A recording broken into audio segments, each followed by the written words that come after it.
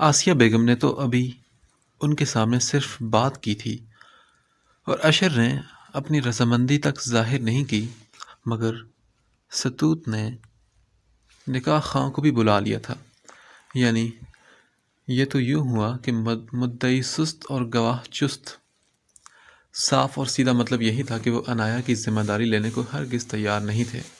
بس جہاں امید کی کرن نظر آئی، اسے یقین تھا کہ سورج بنانے کے لیے وہ اپنا ہر ممکن تعاون کر رہے تھے کہ وہ کسی اور کے سر پر پڑ جائے ہمیشہ کے لیے۔ آسیہ خود پر قابو پا کر عنایا کے پاس بیٹھ گئی۔ عنایا بیٹے، آپ کے ماموں اور خالہ بھی تھے نا، ان کو فون کر کے بتاتی۔ ماما اور پاپا کے ایکسیڈنٹ اور چچا اور پھپھو وغیرہ بھی ہیں، ان کو بھی بتا دیتی۔ عنایا کچھ دیر خالی خالی نظروں سے انہیں دیکھتی رہی، پھر اس کی آنکھوں میں شعور کی جھلک نظر آئی۔ آنٹی، میرا فون کہاں ہے؟ آپ ان لوگوں سے ممی کا نمبر لے لیں، اس میں سب کے نمبرز ہیں۔ فرحات صاحب کچھ ہی دیر میں اسٹاف سے فون لے آئے تھے۔ عنایا نے بہت مشکل سے خالہ کو بتایا کہ کیا صورتحال ہے۔ ان کا رد عمل بھی حسب توقع تھا، مگر یہ طے تھا کہ اب وہ دوسروں کو بھی بتا دیں گی، اور پھر وہی ہوا۔ کچھ ہی دیر میں سب کے فون آنا شروع ہو گئے۔ صبح فجر کی اذان کے بعد، بلکہ نماز کے بعد، عماد ایک نکاح خواں کے لیے ہاسپٹل میں موجود تھا۔ آسیہ نے اشر سے یہی کہا تھا کہ وہ صرف نکاح نامے پر دستخط کر دے، یہ اس کا ان پر احسان ہوگا، اور بہت مجبور ہو کر اشر نے اس پر دستخط کیے تھے، اس عالم میں کہ تیوری پر بل تھے اور ہونٹ بیچے ہوئے تھے۔ ہاسپٹل کے خالی کمرے میں فرحات، عماد، ستوت اور آسیہ کی موجودگی میں ان دونوں کا نکاح ہو گیا تھا۔ زبیدہ کو خود آسیہ نے یہ خوشخبری سنائی تھی، اور 11 بجے کے قریب انہوں نے اپنی زندگی کی آخری سانس لی۔ ڈاکٹرز تو پہلے ہی بتا چکے تھے کہ ان کا بچنا ناممکن ہے، اور سوائے عنایا کے وہاں موجود 5 لوگوں کو اس بات کا علم بھی تھا۔ ان کے ہسبینڈ کے لیے تو تیاری کی جا چکی تھی، پر اب دونوں کا انتظام کرنا پڑ گیا تھا۔ عنایا کے دونوں چچا ملک سے باہر تھے۔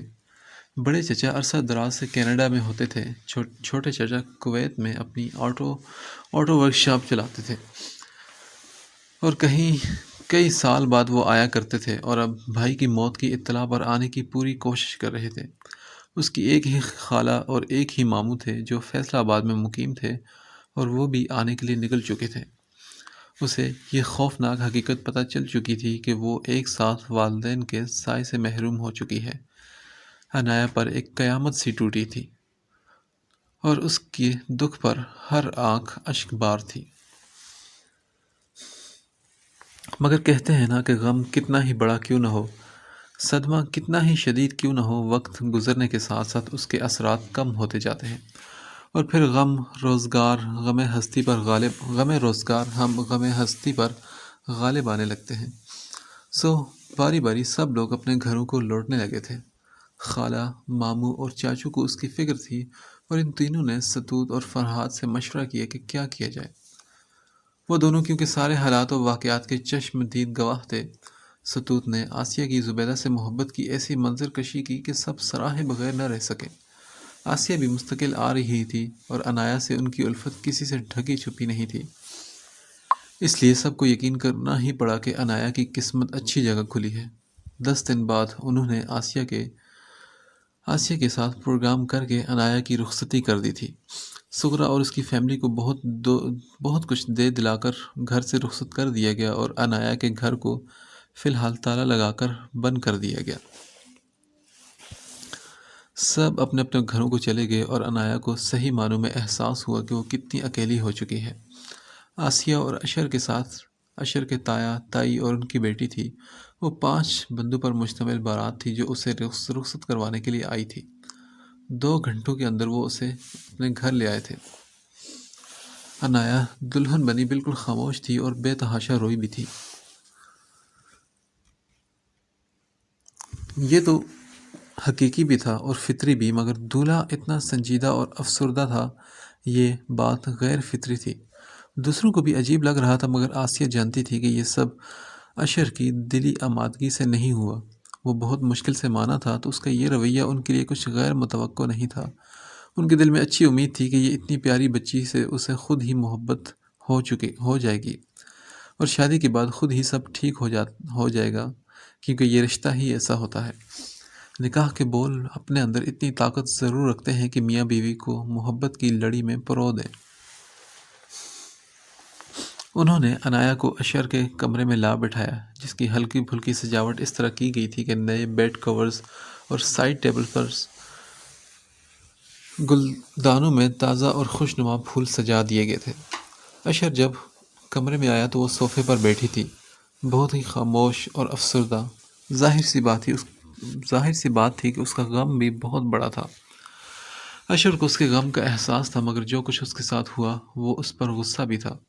وہ جو بہت تسلی سے مناسب وقت کا انتظار کر رہا تھا، وہ اچھا وقت جب حالات سازگار ہو جائیں اور وہ اپنی محبت کو اپنا سکے۔ اسے تو ہر طرف اپنی محبت زنائشہ ہی نظر آیا کرتی تھی۔ اس کمرے میں تو اس نے صرف زنائشہ کو ہی سوچا تھا، یہاں وہاں گھومتی پھرتی، بیٹھتی، پیار بھری باتیں کرتی، اس کی طرف سے پیار کے اظہار پر شرماتی، اور اب یہ لڑکی۔ اس نے غصے سے عنایا کی طرف دیکھا، کاش کہ اسے کوئی طلسم آتا تو وہ اسے دھواں بنا کر غائب کر دیتا۔ مارے غصے کے اس نے دھڑ سے دروازہ بند کیا اور خود ڈریسنگ روم میں چلا گیا۔ عنایا اسی طرح ساکت بیٹھی رہی، ہر چیز سے بے نیاز۔ اس نے تو ابھی تک یہ بھی نہیں سوچا تھا کہ جب بشر کو اس کی شادی کا علم ہوگا تو اس کا کیا حال ہوگا۔ ابھی اس کی سوچ کی لہروں سے بھی اس سوچ کا گزر نہیں ہوا تھا جس سے زندگی بھر کا ناتا جڑا تھا۔ وہ تو اس کے بارے میں کچھ نہیں سوچ رہی تھی۔ وہ صرف اپنے بچپن، جوانی، اپنے گھر اور والدین کے بارے میں ہی سوچ رہی تھی۔ سب کچھ اس کے دماغ میں ایک فلم کی طرح گھوم رہا تھا۔ وہ سب جو کچھ دن پہلے تک ایک اچھے اور کھاتے پیتے گھرانے کی علامت تھا، جس میں نہ کوئی غم تھا نہ ہی اندیشہ غم، مگر پھر ایسی ہوا چلی کہ سب خاک کی طرح اڑتا چلا گیا۔ اس کی دوست رمیسا شاندانہ اور عشاء اپنے والدین کے ساتھ آئی تھی اور روزانہ آتی رہی۔ اس کی اچانک شادی اور رخصتی نے انہیں شوق پہنچایا تھا، مگر وقت کا تقاضا بھی وہ دیکھ رہی تھی اور سمجھ رہی تھی۔ وہ اسے تسلی دیتی رہی اور مسلسل رابطے کے وعدے بھی کرتی رہی، اور تینوں نے عقل مندی سے کام لیتے ہوئے بشر کا تذکرہ تک نہیں کیا کہ وہ کس طرح اس سے کوئی رابطہ نہ ہونے کی وجہ سے کتنا پریشان تھا، اور اس کے والدین کی حادثاتی موت کا سن کر اس کے لیے کتنا دکھی اور فکر مند بھی۔ اب وہ اس قدر دکھی تھی کہ بشر کے متعلق کچھ بھی کہنا اس گھاؤ کو گہرا کرنے والی بات تھی۔ اس کے لیے بہتر تھا وہ پچھلا سب بھلا دے اور آگے دل لگانے کی کوشش کرے۔ اس لیے وہ اسے تسلی دلاسے دیتی رہی، یہ اور بات کہ عنایا کچھ بھی نہیں سن رہی تھی۔ اور پھر دن آہستہ آہستہ بیتنے لگے۔ اشر اور عنایا کے معمولات بھی اسی طرح چل رہے تھے۔ وہ دونوں اپنے اپنے گنبد میں قید تھے۔ اشر نے تو گھر آنا بھی کم سے کم کر دیا تھا۔ کہاں وہ 8 بجے سے پہلے گھر آ جایا کرتا تھا، اور کہاں اب 10-11 بج جاتے رات کے اور اس کا پتہ ہی نہیں چلتا۔ عنایا کو بھی کہاں ہوش تھا، وہ اس کا آنا جانا نوٹ کرتی۔ یہ تو وہ تھی آسیہ جو ماں ہونے کے ناطے اس کے لیے پریشان رہتی۔ آسیہ کو عنایا پر بھی دل ہی دل میں غصہ آتا، جو سر جھاڑ منہ پہاڑ کی عملی تفسیر بنی پھرتی رہتی۔ لڑکیاں خود بھی تو میان کو رجھانے کی، اپنی طرف ملتفت کرنے کی کتنی کوشش کرتی ہیں۔ لڑکیاں خود بھی اپنے شوہر کو رجھانے کی اور اپنی طرف ملتفت کرنے کی کتنی کوشش کرتی ہیں، پر یہ لڑکی۔ انہوں نے عنایا کی طرف دیکھا۔ وہ گلاس وال سے نظر آتے درخت پر نظر جمائے نہ جانے کب سے یوں ہی ساکت کھڑی تھی۔ 15 دن ہو چکے تھے اس کی رخصتی کو، مگر وہ ہنوز اسی صدمے میں قید تھی اور ارد گرد سے بے نیاز تھی۔ انہوں نے مایوسی سے سر ہلایا اور خود ہی بات کا آغاز کیا تھا۔ پہلے ہلکی پھلکی باتیں کی، ادھر ادھر کی، اپنے مرحوم شوہر کی اور اپنے دونوں بیٹوں کی۔ وہ کہنے لگی کہ اشر نے اپنے پاپا کے انتقال کے بعد بڑی ذمہ داری سے بزنس سنبھال لیا، مگر میرا بیٹا بشر، اسے تو شروع سے ہی ڈاکٹر بننے کا جنون تھا۔ اس نے میڈیکل کی فیلڈ کو ہی سلیکٹ کیا اور اشر نے پوری طرح اس کی ذمہ داری اٹھائی، یہاں اسے مکمل تعلیم دلوائی اور پھر امریکہ بھجوایا۔ وہ کچھ اور بھی کہہ رہی تھی مگر عنایا کی سماعتوں کو تو بشر کے نام نے ہی جھنجھوڑ کر رکھ دیا تھا۔ وہ بولی، بشر؟ بشر ظہیر؟ اس کی بات سن کر آسیہ بھی چونک گئی۔ عنایا بیٹے، کیا تم جانتی ہو بشر کو؟ اس نے کہا، مام، کیا آپ کے پاس ان کی کوئی تصویر ہے؟ عنایا تصویر دیکھ کر یقین کرنا چاہتی تھی کہ وہ وہی بشر ہے یا کوئی اور، کیونکہ یہ اتنا عام نام نہیں تھا، اور پھر سر نیم بھی وہی۔ اس کا دل تو بہت تیزی سے دھڑکنے لگا تھا۔ وہ جو اپنے آپ کو پتھر کی صورت ڈھال کر منہ پر نہ نظر آنے والی ٹیپ لگائے پھرتی تھی، بشر کا نام سنتے ہی سارا انجماد پگھل گیا، وجود میں لرزش اتر آئی تھی اور ساری حسیات مجتمع ہو کر آنکھوں میں آس سمٹی تھی۔ وہ پوری جان سے آسیہ کی سمت متوجہ تھی، جو ٹیبل سے اپنا فون اٹھا کر فوٹو گیلری اوپن کر رہی تھی۔ پھر انہوں نے فون اس کی طرف بڑھاتے ہوئے کہا، یہ ہے بشر، دیکھ لو۔ عنایا نے فون لے کر دیکھا تو وہ وہی تھا، ہنستا مسکراتا بشر ظہیر، جس سے ملے اور دیکھے بغیر، بات کیے بغیر اس کا دن نہیں گزرتا تھا، جس کے علاوہ کسی اور سے وہ شادی کا تصور ہی نہیں کر سکتی تھی۔ اس کے پاس آج قسمت کی ستم ظریفی کے سبب اسی کی وہ بھابھی بنی بیٹھی تھی۔ بشر اشر کا بھائی تھا۔ اس انکشاف نے اس کے جسم سے تو روح ہی کھینچ لی تھی۔ وہ دل جو ابھی کچھ دیر پہلے تیز تیز دھڑک رہا تھا، وہ اب یوں تھم تھم کر چل رہا تھا جیسے تھک کر رک جانا چاہتا ہو۔ آسیہ منتظر نگاہوں سے اسے دیکھ رہی تھی۔ یہی بشر ہے نا؟ عنایا نے فون کی طرف بڑھاتے ہوئے سر میں ہلایا تو وہ بولی، بیٹا تم کیسے جانتی ہو بشر کو؟ عنایا نے کہا، ہم ہاسپٹل جایا کرتے تھے فارماسسٹ کے پاس، تو سر نافع کریم کے پاس آیا کرتے تھے بشر، تو یوں ان سے تعارف ہوا تھا، اس نے مناسب الفاظ میں بتایا۔ ہاں، جب اشر کی شادی کا اسے پتہ چلا ہے تو وہ اتنا بیتاب ہوا جا رہا ہے کہ کہہ رہا ہے کہ مجھے بھابھی کی تصویر بھیجو۔ اب کل بھجوائی ہے میں نے، ابھی تک اس کی طرف سے کوئی رسپانس نہیں آیا۔ آج فون کر کے پوچھوں گی کہ کیسی لگی ہو تم۔ آسیہ اپنی دھن میں مگن بتا رہی تھی اور اس کے ارد گرد دھماکے ہونے لگے تھے۔ اس نے سوچا، بشر نے تو دیکھ لیا ہوگا اسے اپنی بھابھی کے روپ میں، اسے تو سب پتہ چل گیا ہوگا۔ اف، اب وہ کیسا محسوس کر رہا ہوگا اور اس پر کیا بیت رہی ہوگی۔ آسیہ نے اس کے بدلتے چہرے، بدلتے رنگ دیکھے ہی نہیں اور نہ ہی اس کے چہرے کی طرف غور کیا تھا۔ وہ بولی، بیٹا تم اپنی پڑھائی دوبارہ شروع کر دو، پہلے ہی کافی حرج ہو چکا ہے۔ اپنے دوستوں سے رابطہ کرو، ان سے کچھ معلومات لو اور پھر یونیورسٹی کو جوائن کر لو۔ وہ بولی، امی میرا بالکل دل نہیں چاہتا، میں اب یونیورسٹی نہیں جاؤں گی۔ اس کے لہجے میں بیزاری اور تھکاوٹ تھی، تو آسیہ نے محبت سے اسے چمکارا اور بولی، نہ میرا بچہ، دیکھو تمہارے پیرنٹس کو کتنی خواہش تھی کہ تم ایک اچھی فارماسسٹ بنو۔ اب اگر تم اس اسٹڈیز کو ادھورا چھوڑ دو گی تو انہیں بہت دکھ پہنچاؤ گی۔ آسیہ بیگم اسے ایموشنل کر کے ہی صحیح مگر راضی ضرور کرنا چاہتی تھی کہ یہ جو جمود اس پر طاری ہے وہ کسی طرح تو ختم ہو سکے اور اس کے اندر پھر سے زندگی کی حرارت پیدا ہو جائے۔ اس کا موڈ مزاج تبدیل ہوگا تو وہ اشر پر بھی توجہ دینے لگے گی۔ اتنا ہینڈسم اور خوبصورت شوہر پا کر وہ یقیناً خوش ہوگی اور اس سے بھی اپنی طرف متوجہ کرنے کی پوری کوشش کرے گی۔ اس کا ماحول تبدیل کرنا بہت ضروری تھا اور اس کے لیے انہیں ہی کوشش کرنی تھی، کیونکہ وہ سچ مچ اٹھتے بیٹھتے اس کے پیچھے ہی پڑ گئی تھی۔ عائشہ کا بہت اچھا رشتہ ہے۔ ذیشان پہلے سے میرٹ تو ہے مگر بیوی کی ڈیتھ ہو چکی ہے، اب دوسری شادی کے لیے اس نے عائشہ کو پسند کیا ہے۔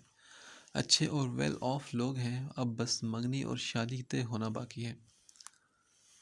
رشتے کی خبر سن کر زنائشہ کی آنکھیں جگمگا رہی تھی اور خوشی پورے چہرے سے چھلک رہی تھی۔ اور خوشی کیوں نہ ہوتی، اس کی اور اشر کی شادی میں رکاوٹ ہی یہی تھی۔ اس کی بہن عائشہ پیدائشی طور پر بیمار تھی۔ اس کی ٹانگ میں ہلکی سی لنگڑاہٹ تھی جس کی وجہ سے اس کا کہیں رشتہ طے نہیں ہو پاتا تھا، اور ان کے والدین بڑی بیٹی کو بٹھا کر چھوٹی کا رشتہ طے کرنے کے حق میں نہیں تھے۔ اس صورت میں جب بڑی بیٹی میں پیدائشی نقص بھی ہو تو مزید مسائل بھی کھڑے ہو سکتے ہیں۔ سنائشہ کی طرف سے تسلی تھی کہ وہ ہر طرح سے پرفیکٹ ہے، اس لیے اس کے رشتے اور شادی کی طرف سے بھی بے فکری تھی۔ وہ اپنی ممی کو اشر کے متعلق سب بتا چکی تھی اور اب اچھے وقت کے انتظار میں تھی، اور اب وہ اچھا وقت آیا ہی چاہتا تھا تو وہ خوش کیسے نہ ہوتی۔ دوسری طرف اشر بھی ٹکر ٹکر اس کا منہ دیکھ رہا تھا۔ وہ اسے کہتا بھی کیا؟ کب سے وہ اس انتظار میں تھا کہ کب زنائشہ کی بہن کا رشتہ کہیں طے ہو اور وہ اپنی موم کو اس کے گھر لے جائے، مگر اب قسمت کی اس ستم ظریفی پر وہ تو ہنس بھی نہیں سکتا تھا۔ زنائشہ اس کی طرف سے شدید رد عمل کی متوقع تھی۔ اسے خلاف توقع یوں ٹھس پا کر قدرے پریشانی سے اسے دیکھا اور بولی، اشر کیا ہوا تمہیں؟ تم نے کوئی بھی رسپانس نہیں دیا اس پر۔ اوہ ہاں۔ وہ چونکا اور پھر اسے دیکھنے لگا اور بولا، ہاں بہت مبارک ہو، بہت خوشی ہوئی۔ پھیکی سی مسکراہٹ اور لہجے کا خالی پن۔ زنائشہ نے اس بار واضح طور پر اسے حیرت سے دیکھا۔ کیا پرابلم ہے اشر؟ نہیں تو کوئی پرابلم نہیں، تمہیں کوئی کیوں ایسا لگا؟ اشر میں تو سمجھی تھی کہ تم بہت خوش ہوگے لیکن لگ تو نہیں رہا۔ زنائشہ اب اس کے چہرے کا جائزہ لے رہی تھی تو وہ بولا، نہیں یار، ایکچولی ایک بزنس پرابلم میں مینٹلی الجھا ہوا تھا اس لیے۔ بہرحال مینی کانگریٹس۔ پھر اور کیا ڈن ہوا ہے؟ وہ اسے اپنی باتوں میں الجھا کر اس کا دھیان بٹانے میں کامیاب رہا تھا۔ زنائشہ کے تو فرشتوں کو بھی اس کی نام نہاد شادی کا علم نہیں ہو پایا تھا۔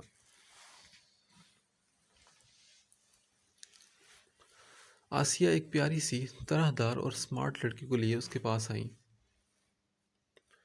اور بولی، یہ میرے جیٹھ اور بہن دونوں کی بیٹی ہے آئلہ، اور آئلہ یہ تمہاری بھابھی انایا ہے۔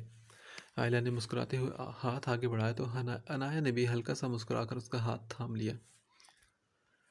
آئلہ اپنی فرینڈ کے ساتھ ٹرپ پر اسلام آباد گئی ہوئی تھی، اس لیے تم دونوں کی ملاقات نہیں ہو پائی تھی۔ آئلہ انایا کے پاس بیٹھ کر خوش دلی سے باتیں کرنے لگی۔ اس نے اپنے بارے میں بتایا کہ وہ 3 بہنیں ہیں اور سب سے بڑی نائلہ جو شادی کے بعد آئرلینڈ میں ہوتی ہے، اس سے چھوٹی شمائلہ بشرا کی کلاس فیلو تھی اور اب وہ بھی شادی شدہ ہو کر اسلام آباد جا بسی تھی اور اپنے ڈاکٹر میاں کے ساتھ ایک ہاسپٹل میں جاب بھی کر رہی تھی۔ خود وہ سائیکالوجی میں ماسٹرز کر رہی تھی۔ وہ بولی، بھابھی میں بھی ڈاکٹر ہی بننا چاہتی تھی لیکن میرے مارکس کم تھے اور پرسنٹیج نہیں بن پائی، تو بشیر نے چھیڑ چھاڑ کر کے میرا ناک میں دم کر دیا تھا۔ میں اس کی باتوں پر اتنا روئی کہ سب نے اسے ڈانٹا اور مجھے سمجھایا کہ سائیکالوجی لے لو، وہ بھی تو ڈاکٹرز ہی ہوتے ہیں اور عام ڈاکٹر کے مقابلے میں ان کی اہمیت بھی بہت ہوتی ہے۔ مگر بشیر وہ میرا مذاق ہی اڑاتا رہا کہ تم نے بس ڈاکٹر کا ٹیگ ہی اپنے نام کے آگے لکھوانا تھا۔ اس کے پاس بشر کی نہ ختم ہونے والی باتوں کا ذخیرہ تھا۔ ان کی آپس میں چھیڑ چھاڑ، ہنسی مذاق، تحائف کا لین دین، وہ تو جسے کسی اور ہی بشر کی داستان سنا رہی تھی۔ انایا کے ساتھ بھی اس کی ہلکی پھلکی شرارت چلتی تھی، مگر انایا کو وہ اپنی ذو معنی جملوں میں بہت الجھاتا تھا۔ اس سے محبت کا بار بار اظہار کرنا اور جواباً اس سے اظہار چاہنا۔ خیر آئلہ اس کی کزن تھی تو اس لیے ہو سکتا تھا وہاں بے تکلفی بھی اور طرح کی ہو، لیکن اصلی دھماکہ تو آسیہ نے کیا تھا، یہ کہہ کر کہ وہ شروع سے آئلہ کو بشر کے لیے سوچ کر بیٹھی ہیں۔ آپس میں تو ہم بہنوں نے کب سے بات کی ہوئی ہے، مگر ذکر اس لیے نہیں کرتی تھی کہ بچوں کے رجحان کا کچھ علم ہو، پر شکر ہے کہ دونوں کے پر شکر ہے کہ دونوں کی بہت انڈرسٹینڈنگ ہے۔ ایک دوسرے کو چھیڑے بغیر تو کھانا ہضم نہیں ہوتا ان دونوں کا۔ آسیہ پیار سے دونوں کے متعلق بتا رہی تھی اور انایا جس کا سکتہ ہی بشر کے نام سے ٹوٹا تھا، اپنے دھڑ دھڑاتے دل اور الٹ پلٹ ہوتے دماغ کے ساتھ یہ سب سن رہی تھی۔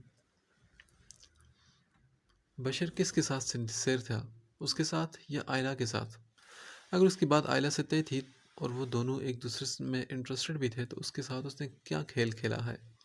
وہ ساری محبت، وہ ملنا، فون کرنا، امریکہ جا کر بھی مخصوص ٹائم پر ویڈیو کالز کرنا، کیا وہ سب جھوٹ تھا، دھوکہ تھا؟ اس کے دل سے ایک ٹیس اٹھی تھی، یا اللہ، وہ کس کس صدمے کو اب برداشت کرے، کس کس دکھ کا مقابلہ کرے، ایک سے بڑھ کر دوسرا دکھ، ایک کے بعد دوسری آزمائش۔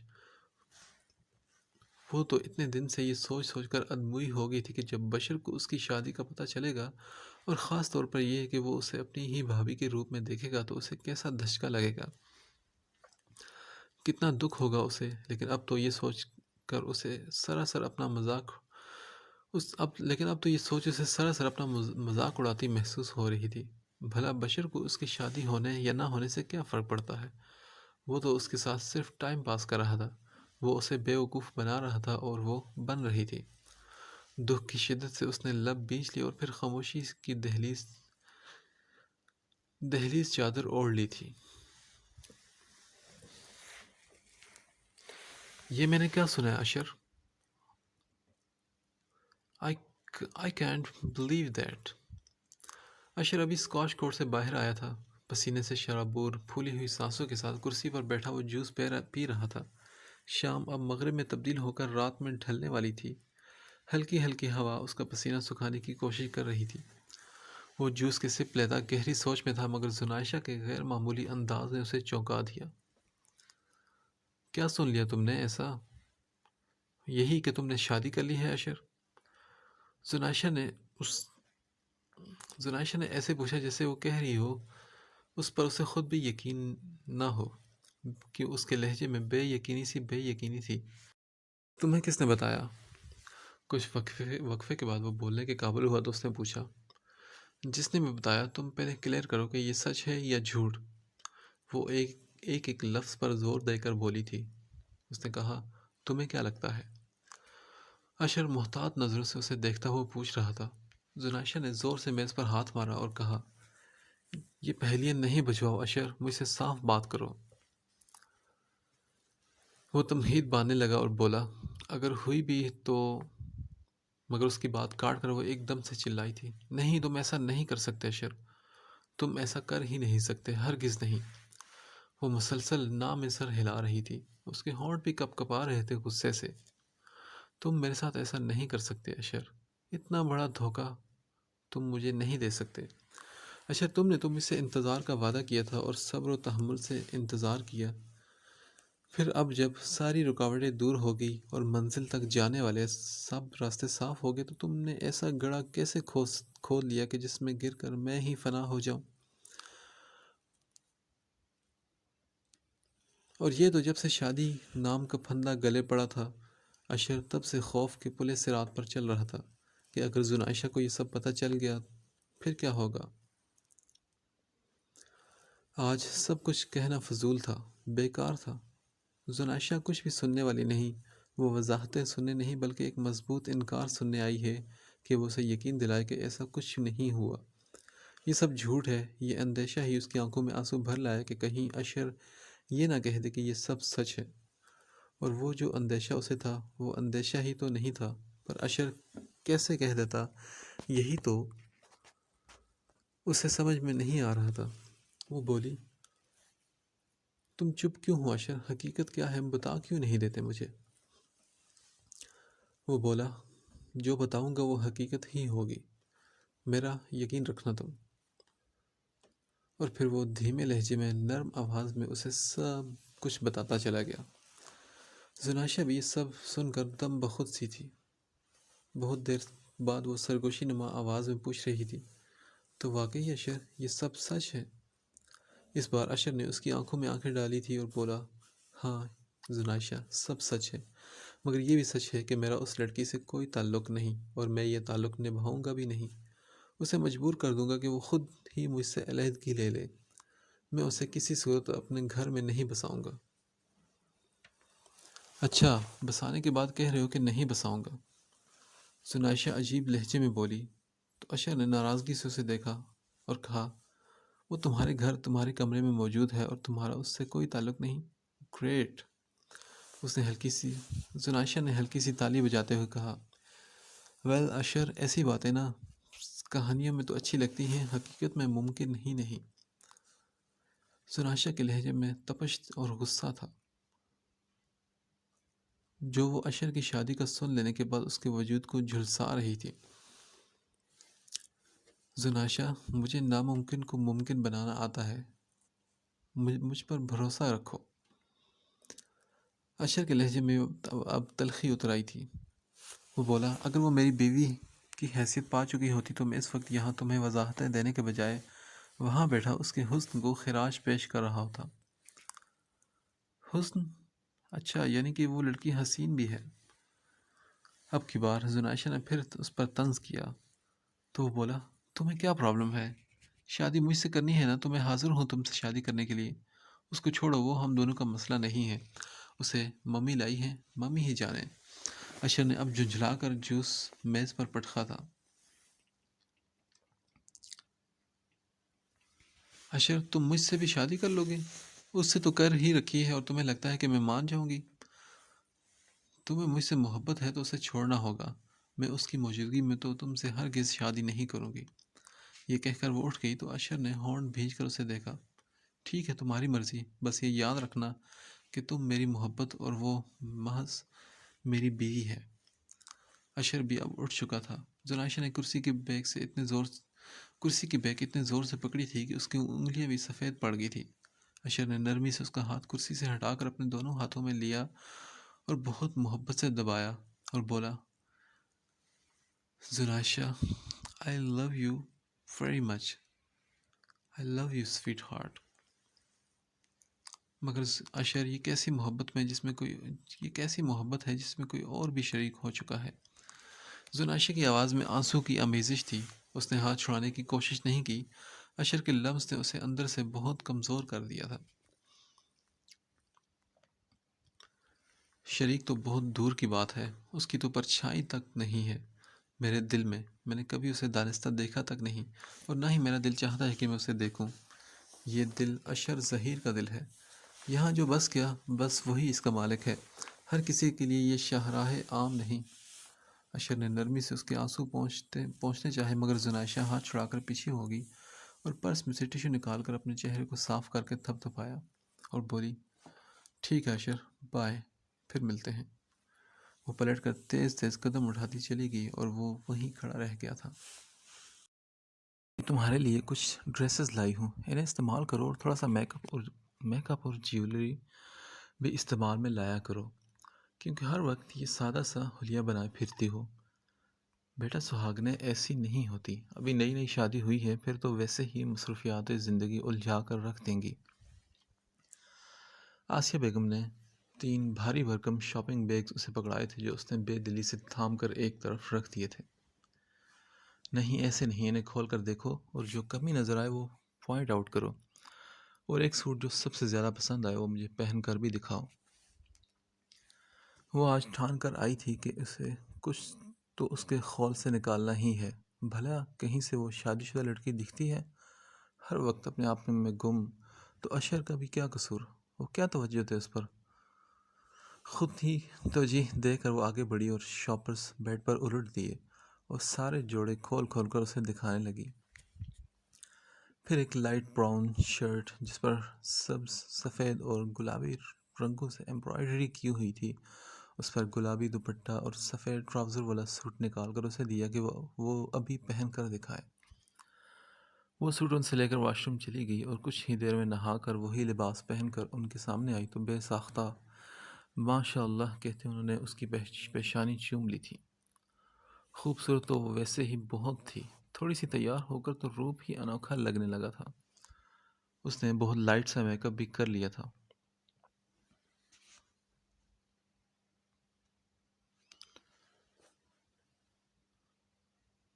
تم وہ جیولری بھی پہن لو اس کے ساتھ جو شادی کے وقت تمہیں دی تھی۔ سہاگن ایسے ناک کان گلا خالی کر کے پھرتی اچھی نہیں لگتی، جاؤ پہن کر میرے پاس آ جاؤ۔ وہ چپ چاپ اپنے کمرے میں چلی گئی۔ آسیہ بیگم کی آنکھوں میں فتح کی چمک لہرائی تھی۔ یہ ان کی پہلی فتح تھی اس کو اپنے خول سے نکالنے کی۔ بے شک اس کم عمر لڑکی کا غم بہت بڑا تھا، مگر وہ ساری عمر تو غم کے اس گنبد میں قید نہیں رہ سکتی تھی اور خود سے باہر بھی نہیں آ سکتی تھی۔ کسی کو تو یہ ہمت کرنی ہی تھی، اور آج آسیہ نے یہ ہمت کر دکھائی تھی۔ وہ نیکلس سیٹ پہن کر آ گئی۔ انہوں نے بازو پھیلایا، ادھر آؤ میرے بچے۔ وہ آ کر ان کے پاس بیٹھ گئی۔ اب تم ایسا کرو کہ اپنی پڑھائی بھی شروع کر دو۔ میں اشر سے کہوں گی کہ وہ تمہیں یونیورسٹی میں لے جائے، یا تم عائلہ کے ساتھ چلی جاؤ، وہ بھی تو جاتی ہے نا۔ یوں گھر بیٹھے بیٹھے ٹائم ویسٹ ہو رہا ہے تمہارا، مصروفیت سے دل بھی بہل جاتا ہے۔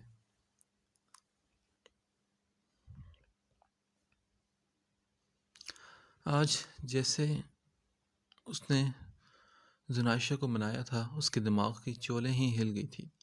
اس نے تو سچے دل سے اسے چاہا تھا، اور وہ بھی اس سے ویسے ہی محبت کرتی تھی۔ اس میں اشر کو کوئی شک نہیں تھا، اور آج اپنی محبت کو یوں اپنے سامنے روتا ہوا پا کر دل بہت دکھا تھا، بہت ہی زیادہ۔ گھر آتے ہی وہ اوپر اپنے کمرے میں چلا گیا، نہا دھو کر چینج کر کے وہ لیپ ٹاپ لے کر بیٹھا ہی تھا کہ انایا آ گئی۔ آپ کے لیے چائے لاؤں؟ اشر کی بھویں سمٹی، اس نے سر اٹھا کر ناگواری سے اسے دیکھا۔ اچھا لباس، میک اپ، جیولری۔ اس نے جھٹکے سے لیپ ٹاپ بیڈ پر پھینکا اور تیزی سے اٹھ کھڑا ہوا۔ وہ ڈر کر پیچھے ہوئی۔ تمہیں کس نے میری چائے کی فکر کرنے پر لگایا ہے، اور یہ اتنی تیار ہو کر کس لیے گھوم رہی ہو؟ اشر کے تیور پل پل بدل رہے تھے، اور وہ اس کے قریب آیا تو وہ ڈر کر 2 قدم مزید پیچھے ہوئی۔ وہ آنٹی نے مجھے کہا تھا۔ کیا کہا تھا؟ یہ کہا تھا کہ یوں تیار ہو کر میرے آگے پیچھے پھرو تاکہ میں تمہیں بیوی کی حیثیت سے قبول کر لوں۔ اس کی بات سن کر مارے شرم کے انایا کا برا حال تھا۔ دیکھو، اس غلط فہمی کو ہمیشہ کے لیے اپنے دل سے نکال دو کہ ایسا کچھ ہو سکتا ہے، کیونکہ ایسا کبھی نہیں ہو سکتا۔ میں تمہیں کبھی بھی یہ مقام نہیں دوں گا۔ یہاں صرف وہ آئے گی جس سے مجھے محبت ہے، جس سے میری کمٹمنٹ ہے۔ تم صرف میری موم کی ذمہ داری ہو، میری نہیں۔ وہ اپنی باتوں سے شعلے اگل رہا تھا، اور انایا کھڑے کھڑے زمین میں دھنسی جا رہی تھی۔ شرمندگی ہی شرمندگی تھی جو اسے اپنی جگہ سے ہلنے نہیں دے رہی تھی۔ اس کی زبان بھی پتھر کی طرح سل بن چکی تھی۔ کوئی حرکت نہیں تھی اس میں کہ وہ اپنی صفائی کے لیے کچھ کہہ پاتی۔ وہ پھر شروع ہو گیا۔ تم اپنی حد میں رہو تو بہتر ہے۔ میں صرف اپنی موم کی وجہ سے لحاظ کر رہا ہوں، ورنہ تمہیں اپنے بیڈ روم میں پاؤں بھی نہ رکھنے دوں۔ فی الحال تو تم یہاں سے چلی جاؤ تو بہتر ہے۔ اس کے لہجے کے زہر نے انایا کے لیے ڈنک کا سا کام کیا تھا۔ وہ چونک کر حواسوں سے باہر آئی اور ایک لمحہ ظاہر کیے بغیر کمرے سے نکل گئی، اور نیچے جانے کے بجائے وہ سامنے خالی کمرے میں چلی آئی۔ یہاں کم از کم وہ اپنے دکھوں کا، اپنی بد نصیبی کا اور اپنی بے عزتی کا کھل کر ماتم تو کر سکتی تھی، جی بھر کر رو تو سکتی تھی۔ اس نے سوچا کہ اشر اپنی ماں کو دکھ نہیں دینا چاہتا تھا۔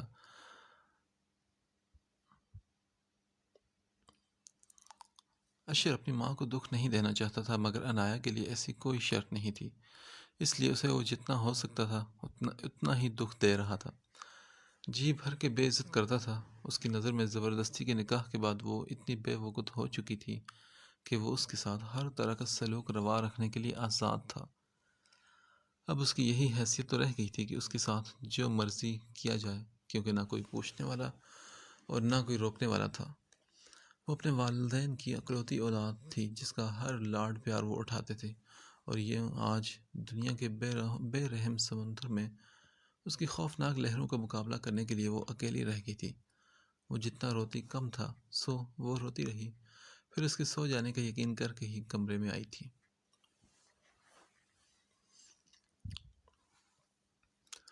آسیہ اور رابعہ آنٹی اپنی کسی جاننے والی کے گھر جانے کا ارادہ رکھتی تھی، تو انایا کی تنہائی کے خیال سے رابعہ عائلہ کو بھی ساتھ لے آئی تھی۔ بیٹا، ہم شفیع صاحب اور ان کی بیگم کو حج کی مبارکباد دینے جا رہے ہیں، تم دونوں بہنیں آپس میں انجوائے کرو۔ اور اس میں کوئی مبالغہ نہیں تھا کہ عائلہ کی کمپنی اسے بہت اچھی لگتی تھی، کیونکہ وہ بہت ہنس مکھ اور باتونی لڑکی تھی۔ اب بھی اسے ساتھ ہی کچن میں چلی آئی۔ 2 ملازمائیں جو کچن کے کاموں پر معمور تھیں انہیں باہر بھجوایا، اور خود انایا کے ساتھ مل کر کباب، نگیٹس اور سنیکس فرائی کیے، چائے تیار کی اور لاؤنج میں لے آئی۔ کھاتے پیتے اس کی زبان بھی چلتی رہی۔ اب اس بشر کو دیکھو، کتنے دن ہو چکے ہیں، نہ فون پر بات، نہ اسکائپ پر۔ میرا فون ہی نہیں اٹھا رہا، تو میں نے خالہ کے فون سے کال کی ایسے بولا آگے سے جیسے بیمار ہو۔ خالہ تو بہت پریشان ہوئی۔ وہ تو میں نے کہا خالہ چھوڑیں، پورا ڈرامہ ہے، بلکہ وہ فلم ہے پوری۔ آپ کی یاد آئی ہوگی تو آپ کو ایموشنل کرنے کے لیے ایکٹنگ کر رہا ہے۔ کچھ دن کے لیے چھوڑ دیں، اسے ٹھیک ہو جائے گا۔ آئلہ اپنے ازلی لاؤبالی پن سے بول رہی تھی اور عنایا ہاتھ میں کباب لیے ساکت رہ گئی تھی، کیونکہ یہ نام اور اس نام کا مالک شخص اس کے دل کے نگر کا مالک تھا، راج کرتا تھا اس پر۔ وہ جو اس کی محبت میں اس طرح مبتلا تھی کہ وہ اسے ہر پل اپنے قریب محسوس ہوتا تھا، اب ہر چند وہ اپنے آپ کو اس کے متعلق سوچنے سے بہت روکنے کی کوشش کرتی تھی، مگر سوچیں کب کسی کی مرضی کی پابند ہوتی ہیں؟ اگر ہوتی تو وہ بہت سی سوچوں کو تالا لگا دیتی کہ جن کو سوچ کر اسے صرف اذیت ملتی تھی۔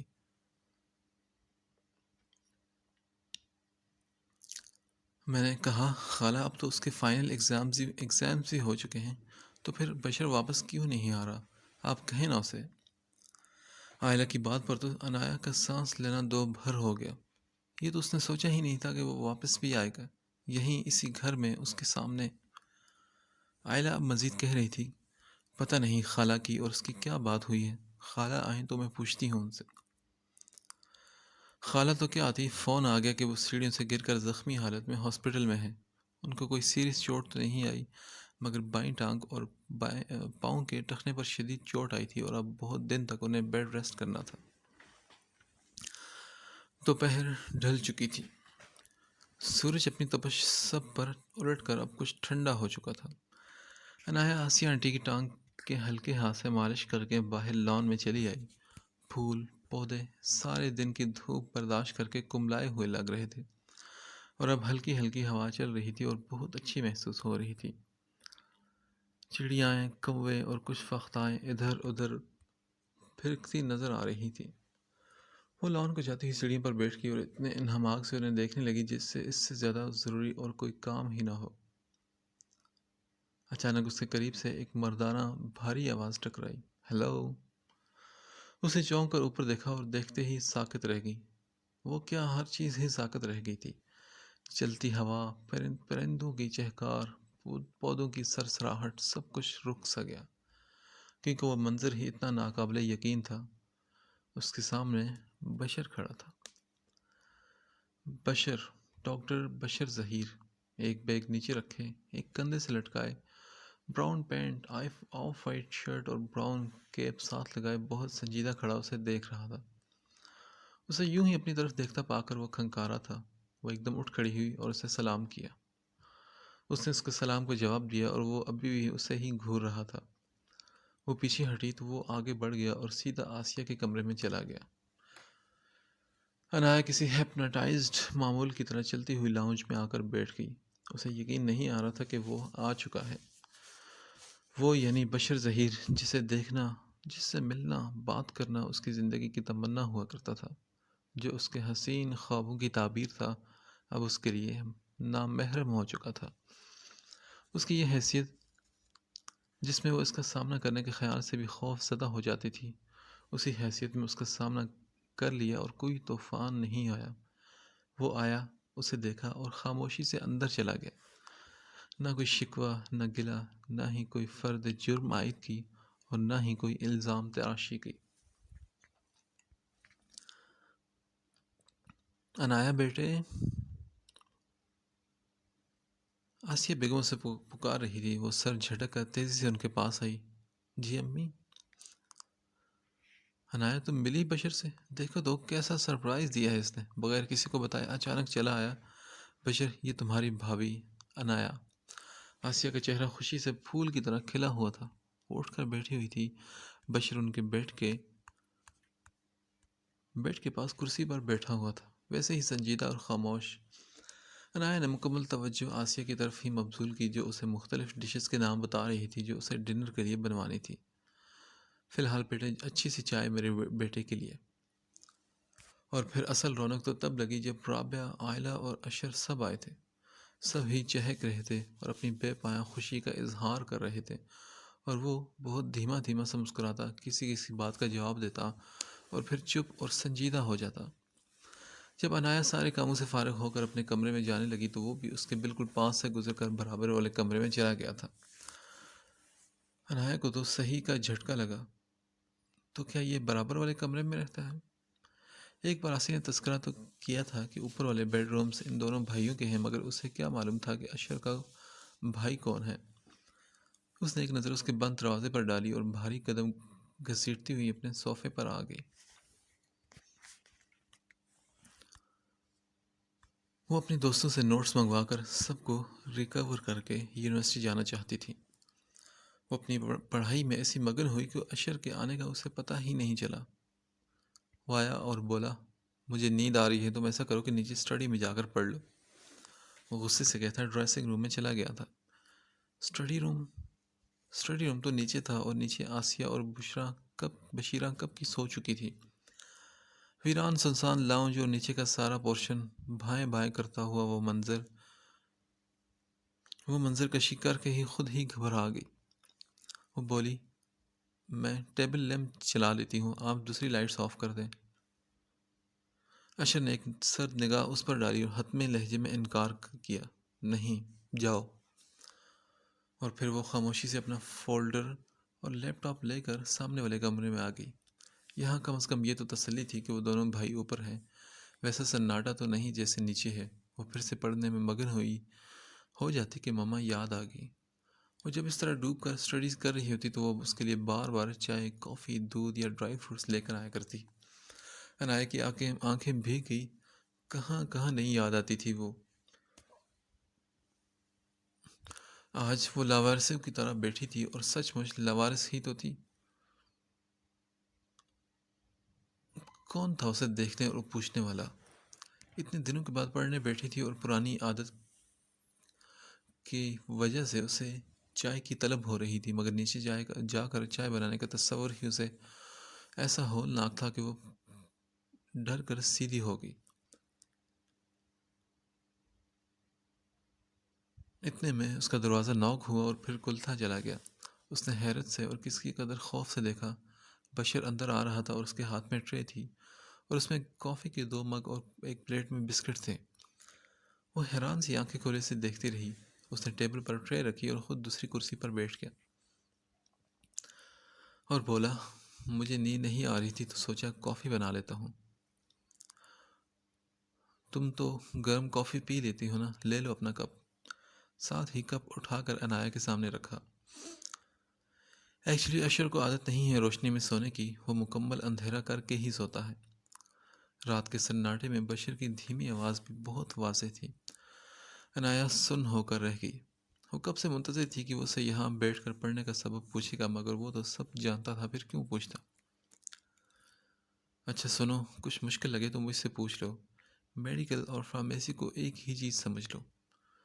وہ مسکرایا، بس اتنا سا کہ ذرا سا ہونٹ پھیل کر پھر سے واپس آپس میں جڑ گئے تھے۔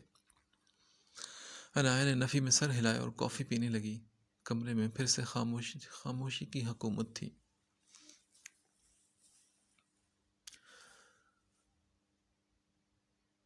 جب پلکیں شہر کے رستوں پہ اشکوں کا نور لٹاتی تھی، جب سانسیں اجلے چہروں کی تن من میں پھول سجاتی تھی، جب چاند کی رم جھم کرنوں سے سوچوں میں بھنور پڑ جاتے تھے، ہر عہد نبھانے کی قسمیں، خط خون سے لکھنے کی رسمیں، اب اپنی گم سم آنکھوں میں کچھ دھول ہے بکھری یادوں کی، اور اس دھول نے آنکھوں کو دھندلا دیا تھا۔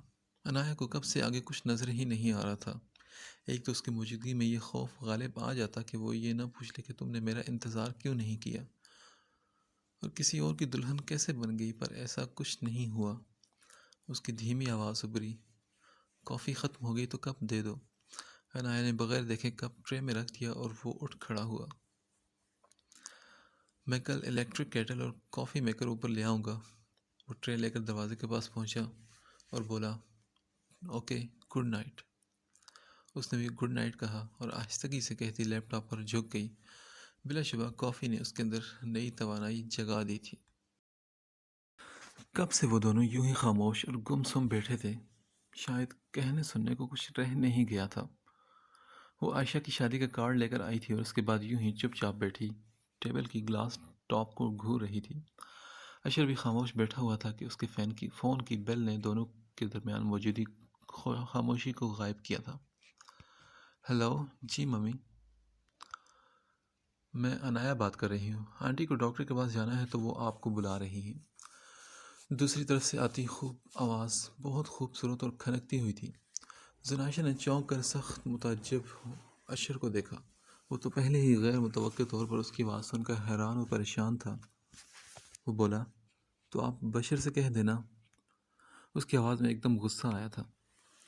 وہ گھر پر نہیں ہے اور آنٹی نے آپ کا نمبر ملا کر آپ ہی سے بات کرنے کے لیے کہا ہے۔ اوکے، میں آتا ہوں کچھ دیر میں۔ اس نے فون بند کر کے جو نگاہوں سے زناشہ کو دیکھا تو وہ صدمے اور حیرت سے اسے دیکھ رہی تھی۔ یہ تمہاری بیوی تھی نا؟ بیوی مائی فٹ، زہر خن لہجے میں کہہ کر اس نے فون پر کوئی نمبر ملایا۔ ہاں شانی، تم ڈاکٹر صاحب سے ممی کے لیے نمبر لے لینا، پھر مجھے انفارم کر دینا، میں انہیں لے کر آتا ہوں۔ اس نے فون بند کیا تو زناشہ بولی، وہ تمہاری بیوی ہے، تمہارے گھر میں موجود ہے، تمہارے کمرے میں ہر چیز شیئر کر رہی ہے، اور میں کیا ہوں؟ میرا تم سے کیا رشتہ ہے، اور میں کیوں ملتی ہوں تم سے؟ کیوں اپنے آپ کو ڈیگریڈ کرتی ہوں؟ مجھے بھی اب اس بے نام تعلق کو ختم کر دینا چاہیے، یہی ہم دونوں کے لیے بہتر ہے۔ زناشہ اب خود ترسی کا شکار ہو رہی تھی۔ وہ تو پہلے ہی اس دکھ میں جلتی رہتی تھی۔ اشر کسی اور کے ساتھ اپنے کمرے میں، اپنے گھر میں، یہ تصور ہی اتنا بھیانک تھا کہ وہ آگ کے الاؤ میں جا گرتی تھی۔ اور آج بھی اس کی بیوی کی آواز سن کر اس کے دکھ میں بے پناہ اضافہ ہو گیا تھا۔ زناشہ، تم پھر سے غلط سمجھ رہی ہو، وہ صرف پیپرز کی حد تک میری بیوی ہیں اور کچھ بھی نہیں۔ تمہیں کیسے یقین آئے گا؟ ہاں تو ختم کر دو اس پیپر میرج کو۔ مجھے یقین اس طرح آ سکتا ہے۔ زناشہ اس کی آنکھوں میں دیکھتی چبا کر بولی تو اس نے کہا، پھر وہی بات، کہا ہے نا کہ میں تم سے شادی کے لیے ریڈی ہوں۔ تم مان جاؤ تو ہماری شادی ہو جائے گی، اور جب شادی ہو جائے گی تو موم خود ہی اس کے لیے کچھ اور سوچ لیں گی، ورنہ اس طرح سے تو وہ امید لگائے بیٹھی رہے گی۔ تم میری پوزیشن کو سمجھو پلیز۔ اشر، میں کیا سمجھوں؟ بہتر یہی ہے کہ تم مجھے سمجھانے کے بجائے خود سمجھو کہ یہ سب کس طرح ممکن ہے۔ میں تو بہرحال سوکن بن کر نہیں جاؤں گی۔ وہ کرسی سے اٹھ کر تیزی سے باہر چلے گئی تو اشر نے غصے سے کرسی کو ٹھوکر ماری اور اس کے پیچھے باہر نکل گیا۔